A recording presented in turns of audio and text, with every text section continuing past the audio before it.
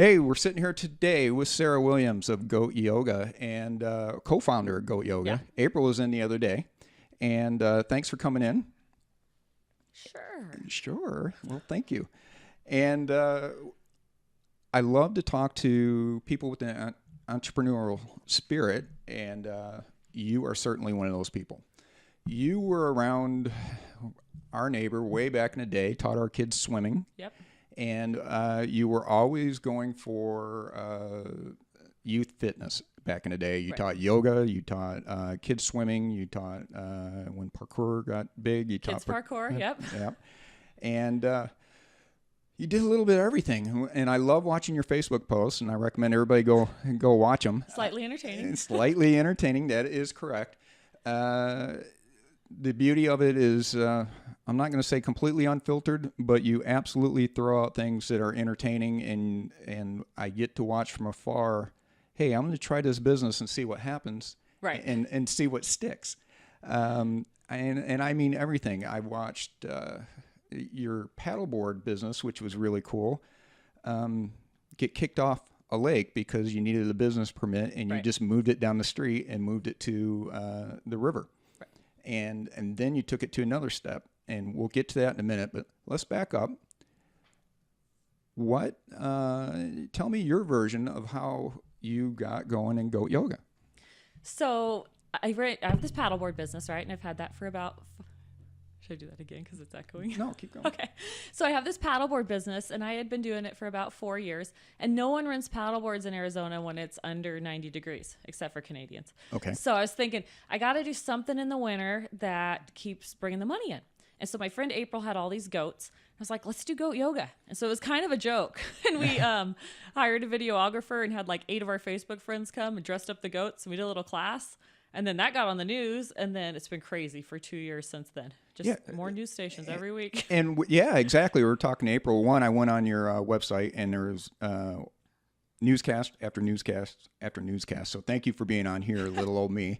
And then 2, she had said that 125 people per class sold out in advance every class. Yeah, it's still doing it, and it's 100 and whatever, 12 in Phoenix, and people are still coming. We're still selling out classes. Wow. And the cool part is every walk, and it's not, people are intimidated by yoga. Right. It's more on the fun side, introducing people to yoga. Families can do it, older, younger, you name the group, they can absolutely... We kind of had some elitist yoga people when we started, and they're like, that's not real yoga, and they were trashing us. And I go, you know what? People are coming to this class that would never go to your yoga studio class. And so we've had people that come to Goat Yoga, they're like, hey, I can actually do yoga. And then they start going to the yoga studio, you know? Yeah, exactly. Introduction. Great. And that is so much fun. And good job, and kudos to you. Thanks. That was a funny idea. So let me ask you... let's go in a little bit. You were on American Ninja Warrior, and I remember your videos coming out, and we threw one of April's up the other day, her application video we threw up, and let people have fun with that.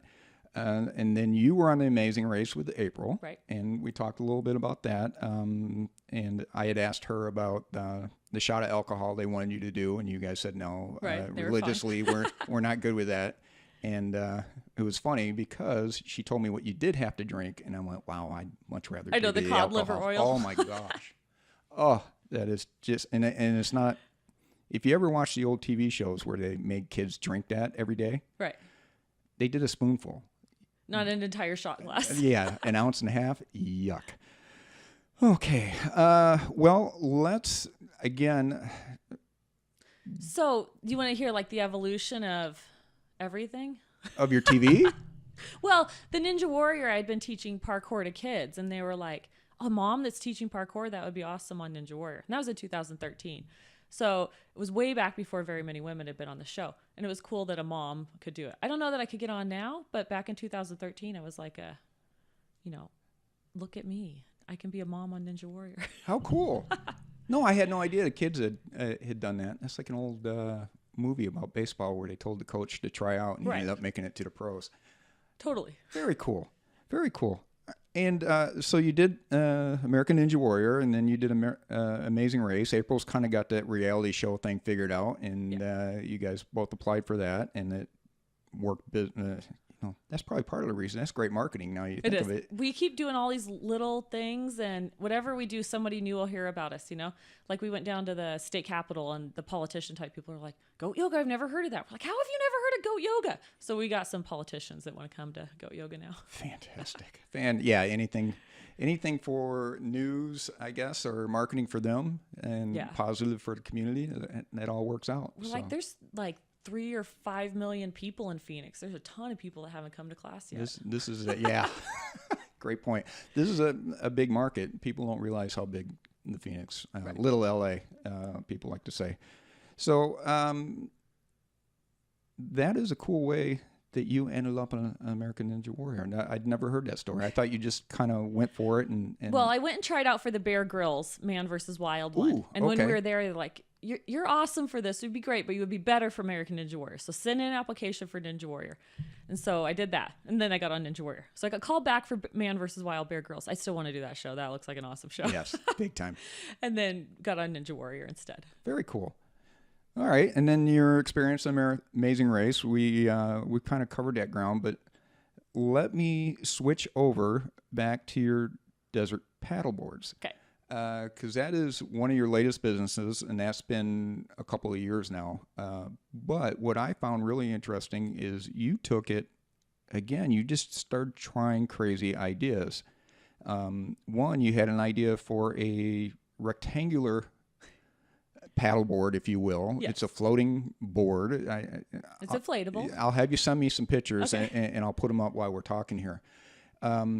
But you put them in between the lanes in the local swing municipal pool, and people do yoga on a paddleboard. Right. So I was looking at paddleboard shops, and they're mostly male run, and you walk in and you think, I want to be a professional paddleboarder. So it was a little intimidating, just me walking in a paddleboard shop. And I'm like, I don't want to compete with these guys anymore. I need to do something totally different. And so I figured I would tap into those moms or those women that were scared to go out and do adventurous things by teaching them yoga and having them start small. And there's already been paddleboard yoga classes, but they're very expensive. They're $40 a class. And dragging the paddleboards back and forth was a nightmare. Right. So I found these mats in China, and I'm like, I'm going to go to China and check out these inflatable mats. And that is exactly what I kind of wanted to talk about, because not a lot of people go to China. Japan, It's a little sketchy. But China is interesting in that you always hear, especially if you watch Shark Tank, right. Oh, why don't you just have these manufactured in China? And you actually went, oh, yeah, why don't I try that? And you did. And if you look online, there's a million distributors. And I'm like, I'm not going to just send 10 grand to this person that I've never met. So I found a ticket to Shanghai for $500. I put on Facebook, anybody want to go to Shanghai with me? And my very entrepreneurial business friend was like, sure, I'll go. So she kind of helped me, guide the whole China Right. whatever, And so we get there, and it was cool. I felt like this international businesswoman. They said, meet us at the train station at this time, And then they took us around, showed us around China, took us to the factory, showed how everything's made. And so all those stereotypes about children working in factories in China, totally not accurate, Everybody's just got a business that they're making a living, and Chinese, they get back to your emails within 2 minutes. They're really hard workers. We got to step it up here in the U.S., Big time. And then coming from the industry I came from, I can tell you a few stories about China, and they probably knew what your emails said before you sent them. Right. If they're doing business with you, quite often they, I hate the stereotype, but quite often they know what you're talking about before you show up and walk in the door, and they have everything pre-negotiated and what they're going to pay and everything else, at least in the industry I came from. We won't go too deep into that, but very cool stuff. So you went to China and started talking to people and kind of designed a square board that you wanted, or just said... Yeah, well, because I was taking these paddle boards to the pools. Well, and step back a little bit. I decided to go with the city pools over resorts because it was actually kind of cool. I got in as a woman-owned business on a contractual subcontractor thing. Nice. And I was getting more people out to the public pool. So the news station loved that because I was getting, the city and all the tourism stuff is like, look, she's getting people into these pools that would never go to a city pool. Right. They're people that normally would go to a gym and work out and do yoga, but they're not going to go to the local city pool. So a totally different clientele for the city pools doing the paddleboard yoga, which was pretty cool. Nice. So I go and I order all these mats from China, hoping they show up, you know. Oh, I watched some of those Facebook posts. It's like, oh, they're on a boat, literally a slow boat from China. Yep. And now they're in LA, and now they're at the port, and now they're in customs, and I should have them any day. And a month later, you go, hey, I got them. Finally here. And so, and that's a whole learning process too, because you see a price on paper and you don't realize all the customs fees and the shipping and the brokerage fees and all that. So it was definitely a learning experience on that one. I've got them all paid off, so that's awesome. Good. And you got your boards, and you're doing pool yoga, if you will, on a rectangular board, and it's neat the way you got it set up. Did you measure them so they'd fit in between the lanes? Exactly, in the lane lines. Yeah, so the lane lines hold the board in place for the most part, so they're a little more stable. So you're not out on a river on a big, long, skinny paddleboard. And those are a pain. I mean, you have to bring an anchor out if you're going to go out to the lake. It just the complications of doing it in a lake is a lot more work. And so I wanted to keep the price really low, make it as easy as possible for myself. And now the city pools let me keep them there. It takes me 5 minutes to set up for class rather than a whole big journey of going out to lake, anchoring everything. And then, I mean, you're tired before you even start yoga, you know? What a great idea. Did you patent this process or get a trademark on it or anything? No, that's all stuff I should work on. Yeah. One woman show, you know? Sorry, folks. Don't go do what she's doing. So you did the square paddle boards, and then I thought was really cool, you started doing the river paddleboarding just as excursion. You do a full moon paddleboard. You do all kinds of different stuff. And then I saw a picture of your desert paddleboard design, the wood with the cactus and everything. Cool boards. Those are very cool looking. And now you're selling paddleboards, right? Right. So I used all that goat yoga money because we did pretty well on the goat yoga. And I'm like, I got to reinvest this in something else. And so I figured I'd get some higher end boards that I could sell to people. And that's mostly right now just internet stuff. I don't want to open a big shop because I don't want to worry about the overhead. And so those are just listed online, and I've sold a few of them. Last year I sold all 12. And so this year I tried again. I've sold half of them, you know. Okay. It's not I'm not pushing it a ton, but they sell themselves because they're so pretty. So yeah, they are very pretty. And again, send me a picture of one, and I'll put it up while we're talking here over the top of us.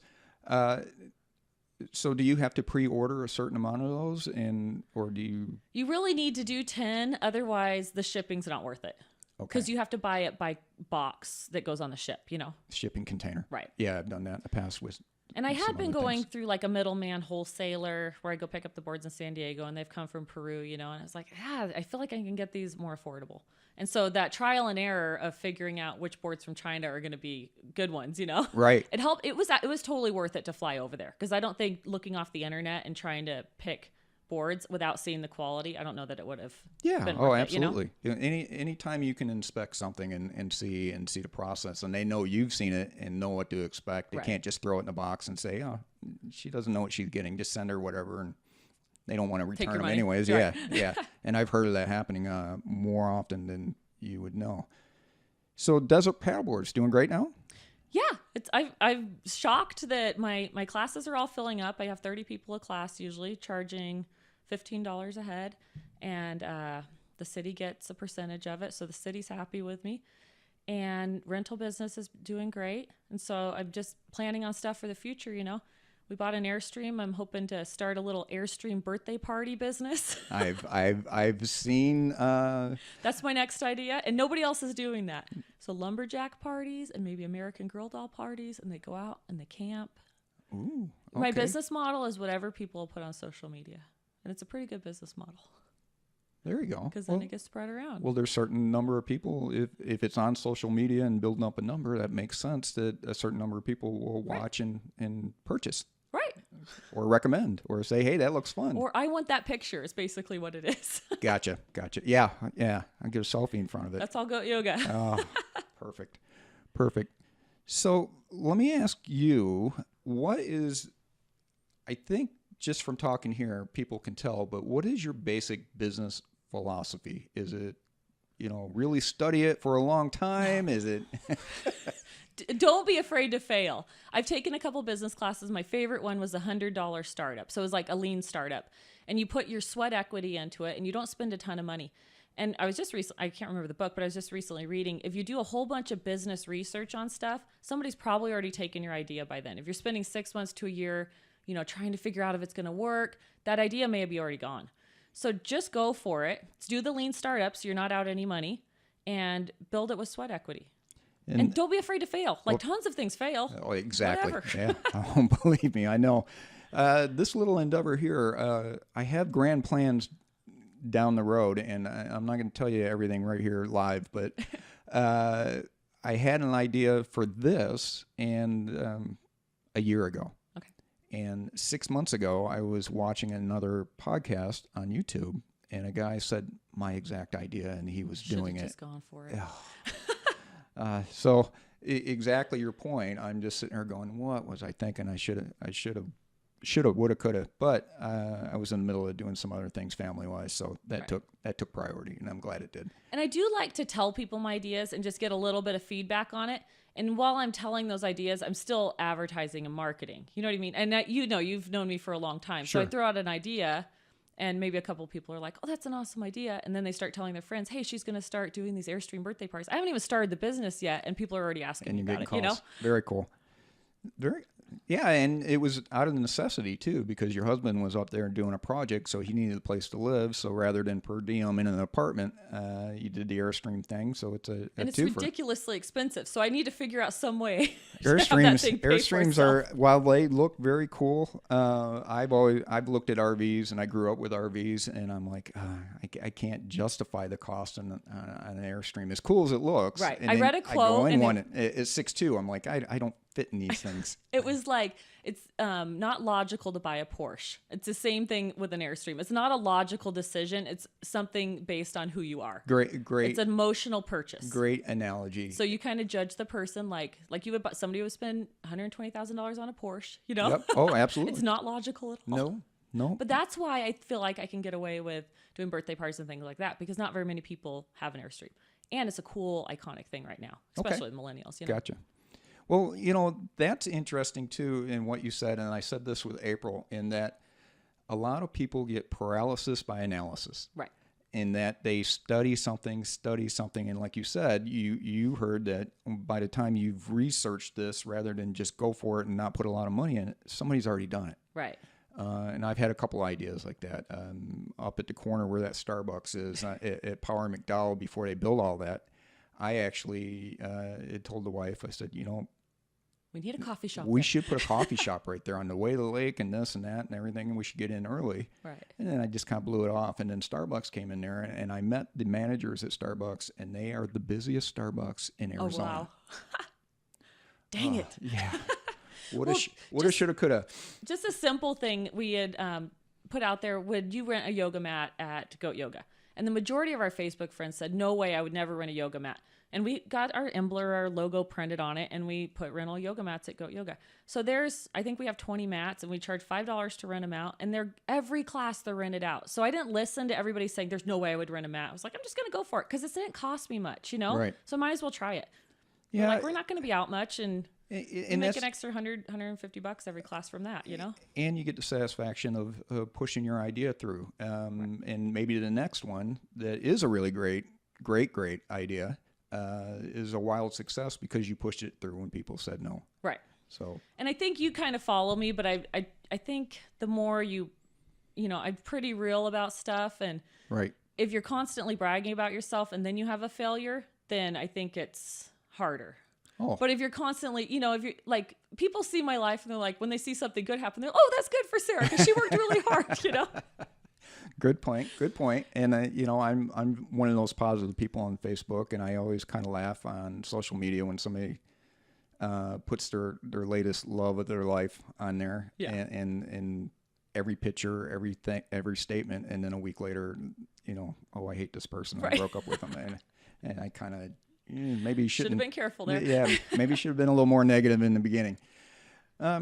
Well, cool. I love that business philosophy. I love people that go for it, and nothing against people that work in cubicles or anything like that, because I did it for decades, and I traveled in my business and everything else, and I always sat around in the airport in the gate area just looking at other people in a tie and the same logoed shirt and just in the same travel bag, and we looked miserable. Right. This has been fun. We'll see where it goes. It may go nowhere, but I'm having a lot of fun doing this right now, so I don't care what everybody says. how can people find you on the internet, phone? What's the best way to contact you as far as desert? Goat Yoga, we know. Right. GoatYoga.com. Right. Desert Paddleboards. What's your website there? Just desertpaddleboards.com. And I'm pretty good about buying up most of the domain names just in case. Okay. And I happened to buy up Christmas Airstream, and I guess it's worth like $1,200. Whoa. So I just bought up a bunch of Airstream names that, if somebody actually wanted to pay for it. Yeah. But I think that's another good philosophy. April did really good at buying up every Goat Yoga name we could think of, so nobody's taking it.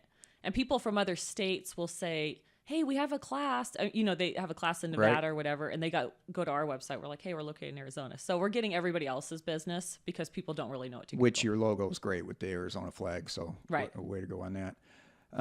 Okay, well, desertpaddleboards.com. That's it, yep. Any other classes, any other business? Christmas Airstream coming soon We near really you. want to build tree houses up by Flagstaff and the Grand Canyon. Wait. So my husband's a project manager, and he hates his job right now. Geez. It's almost done, 2 weeks. I hope his business don't. Oh, you mean they all know. He hates the He job hates he's the on. job he's on. And all of his bosses not his know, company. so it's okay. Okay, not his company. All right. He hates the job he's on.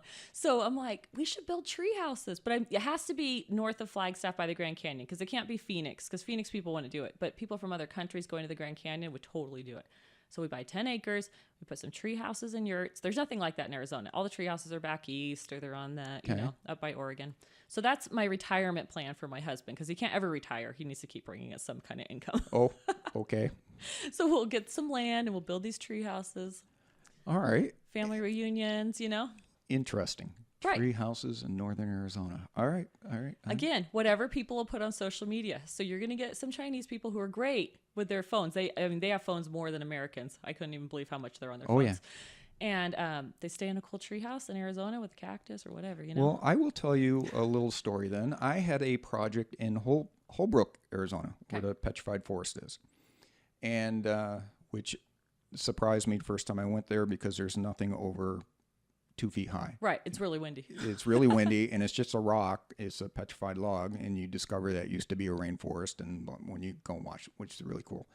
But I had a school where I was installing a bunch of security equipment, and the Navajos had a high school dorm there. They brought all their kids in from all over the reservation where they could get better teachers and put more kids in one place rather than sporadic areas and get good teachers in Holbrook, which was a bigger town than the res. But I used to stay, first I stayed in a hotel there. And there were tons of people that spoke a foreign language out in Holbrook, Arizona. Right, which is so weird. And I had... Oh, because they went to go see the petrified wood. They went to see any place petrified forest. Yeah. Exactly. But I couldn't understand it at first. And then I started bringing my camper down and staying in the KOA and the same thing. And RVs were coming in nightly and people spoke different languages. And by the way, the best steak I've ever had in Arizona, Holbrook, Arizona, KOA. Oh, funny. The guy brings in Omaha steaks and cooks them for, at the time, $9.99. Oh, that's awesome. Oh, they were fantastic.